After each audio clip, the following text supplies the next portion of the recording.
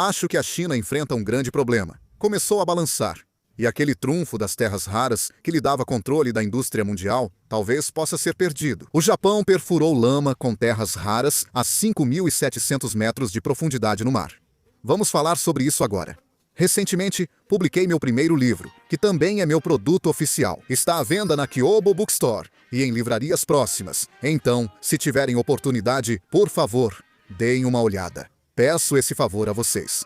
Muitos de vocês, provavelmente, já viram. No dia 6 de janeiro, o Ministério do Comércio da China anunciou oficialmente, por meio do primeiro comunicado do ano, o fortalecimento do controle de exportação de materiais de uso duplo para o Japão.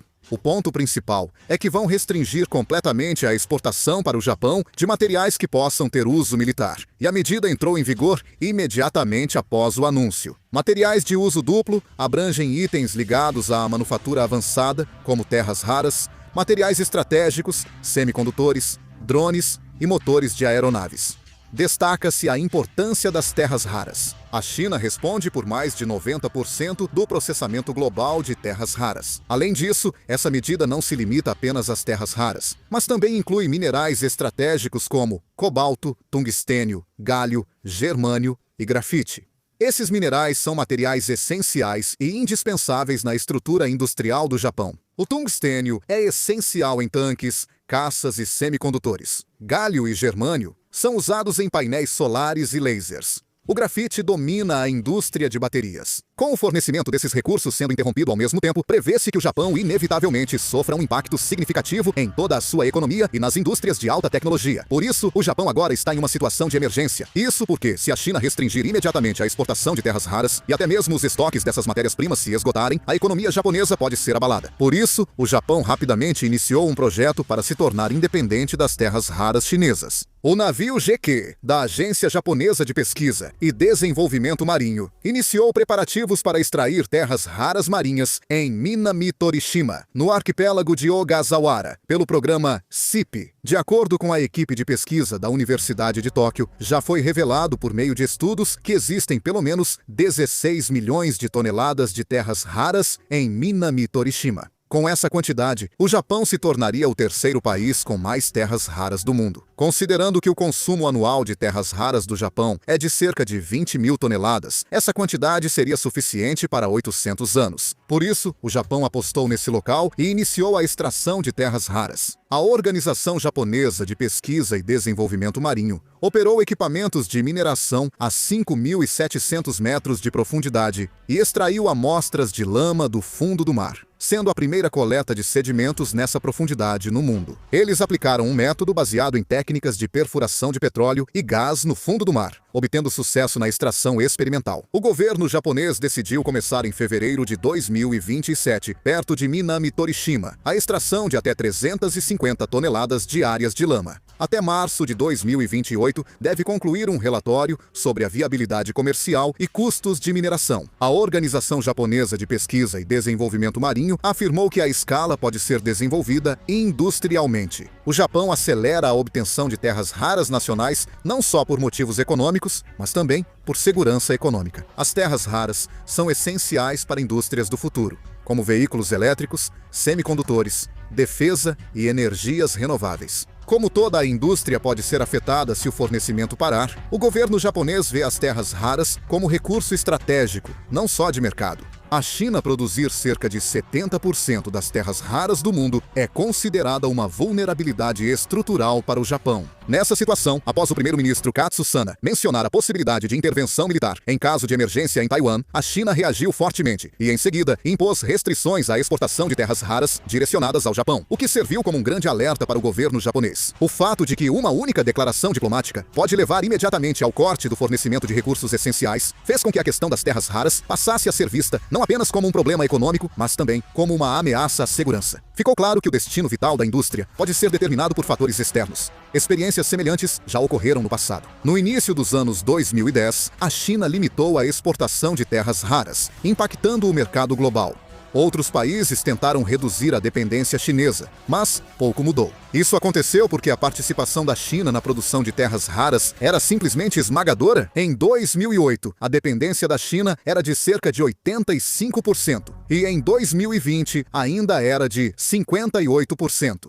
No setor de terras raras pesadas, essa dependência segue absoluta. Esse número revela a vulnerabilidade estrutural dos principais países industrializados, incluindo o Japão. O Japão está acelerando a obtenção de terras raras e mudando sua cadeia de suprimentos como estratégia de sobrevivência, não por escolha. A lógica por trás disso é que só garantindo um mínimo de soberania sobre os próprios recursos, sem ser abalado por variáveis externas, o país pode gerenciar simultaneamente pressões diplomáticas e riscos de segurança. É muito provável que os movimentos em torno das terras raras continuem a influenciar de forma significativa toda a política industrial e a linha diplomática do Japão no futuro. Claro, o fato de o Japão ter conseguido extrair lama do fundo do mar não significa que ele possa se livrar imediatamente da dependência das terras raras chinesas. A indústria enfrenta grande dificuldade, pois o processamento das terras raras após a extração é muito mais complexo do que extraí-las. Após a extração, é preciso separar, refinar e processar para obter alta pureza, o que exige grande investimento em tempo, tecnologia e equipamentos. Especialmente para as terras raras usadas na indústria militar, semicondutores avançados e carros elétricos, é exigido um grau de pureza extremamente alto. Então, não é algo que possa ser resolvido em 1 ou 2 dias. O mundo real não funciona como um jogo,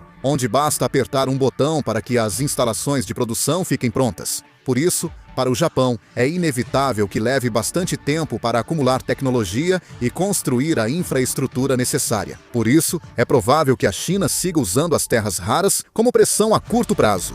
Porém, o principal é a próxima etapa. Se o Japão conseguir estabelecer uma estrutura para garantir de forma independente o fornecimento estável de terras raras, a estratégia de controle das terras raras que a China tem utilizado até agora será abalada desde a base. Usar terras raras como arma para pressão diplomática e econômica não surtirá mais efeito. O Japão deixará a postura defensiva e terá opções mais ativas. Além de proteger sua própria indústria, se o Japão conseguir fornecer, cooperar e até exportar terras raras para outros países que precisam delas, poderá criar uma nova força motriz econômica. Isso não é exclusivo do Japão, mas está ligado à reorganização da cadeia global de suprimentos e pode provocar mudanças na ordem das terras raras, antes centrada na China. Mas a China também está observando isso de perto. O jornal chinês Huanqiu Shibao afirmou em janeiro que o projeto tem pouca chance de sucesso comercial e, citando dificuldades técnicas e altos custos, disse que o Japão não conseguirá substituir a China em terras raras rapidamente. O Japão deve seguir com esse esforço. Já os Estados Unidos investiram 17,5 trilhões de won em reservas estratégicas de minerais essenciais. A China aumentou a pressão em 2025 ao controlar a exportação de minerais essenciais, como terras raras, durante o conflito comercial com os Estados Unidos, buscando diminuir a dependência desses minerais. O presidente Teoreompel afirmou que empresas do Zewane Area corriam risco de falta de minerais essenciais em crises de mercado.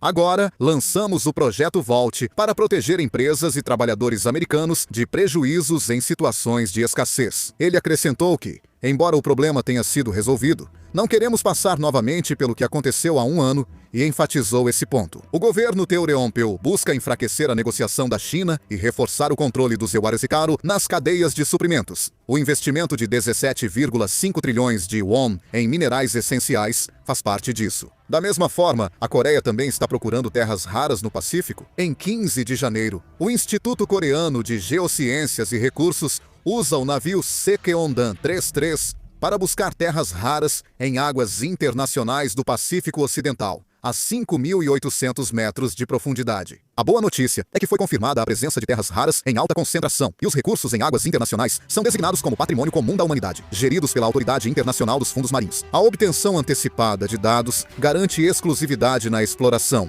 Se tudo ocorrer bem, poderemos extrair terras raras do Pacífico. O Instituto Coreano de Geociências e Recursos fará uma segunda expedição em 2 de abril para ampliar a exploração e criar um mapa de recursos mais detalhado. Espero que funcione. É pouco provável que a China apenas observe os movimentos do Japão. Os elementos de terras raras são ativos estratégicos que a China construiu em décadas. E, diante de sinais de perda de influência, o país precisa reagir preventivamente. A carta inicial jogável é o ajuste de preços. Se a China ampliar o fornecimento de terras raras ou reduzir preços, anos. O projeto de mineração submarina do Japão, que exigiu alto investimento, enfrentará pressão sobre a lucratividade. Se a viabilidade econômica for afetada, menos empresas privadas participarão e o governo japonês poderá ter mais custos. Outro ponto importante é o processamento. O valor das terras raras está na separação, refino e tecnologia de alta pureza, não na mineração. A China já detém amplo avanço tecnológico e controle do principal elo da cadeia global de suprimentos. Se a China endurecer o controle sobre exportação de equipamentos, químicos ou materiais ligados ao processamento de terras raras, o Japão terá dificuldades em produzir produtos acabados, mesmo se conseguir minerar. O controle da extração de terras raras pode ser muito prejudicial para o Japão, já que não podem ser usadas diretamente na indústria. Além disso, pressões diplomáticas e regulações podem agravar o cenário. A China pode criticar o projeto de mineração em águas profundas do Japão, destacando questões ambientais ou de custos na comunidade internacional, e pode também travar uma batalha de opinião pública internacional. Ao mesmo tempo, há espaço para que a China implemente medidas adicionais de controle de exportação sob o pretexto de proteger sua própria indústria. Se houver uma estratégia que una preço, tecnologia e diplomacia, o Japão será pressionado em várias áreas. Assim, é provável que a China responda de várias formas. No curto prazo, pode haver pressão pela concorrência de preços. No médio e longo prazo, pode-se usar a posição em tecnologia e cadeia de suprimentos para frear o avanço do Japão. Quanto mais esse cenário se concretizar, maior a probabilidade de que o conflito em torno das terras raras vá além de uma questão de recursos e se expanda para uma verdadeira disputa pela hegemonia industrial. O movimento do Japão pela independência em terras raras. Como será que isso vai evoluir daqui para frente? Quero saber a opinião de vocês. Então deixem seus comentários. Encerrando o vídeo, muito obrigado.